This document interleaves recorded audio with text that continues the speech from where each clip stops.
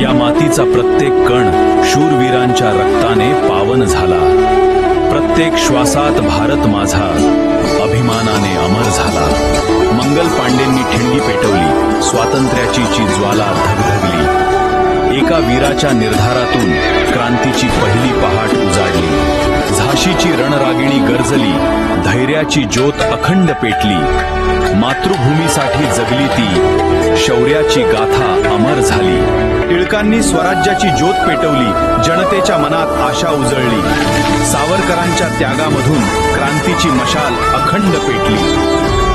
राजगुरू सुखदेव हसत हसत फासावर चढले, मृत्यू आला समोर तरी भारतासाठी अमर झाले।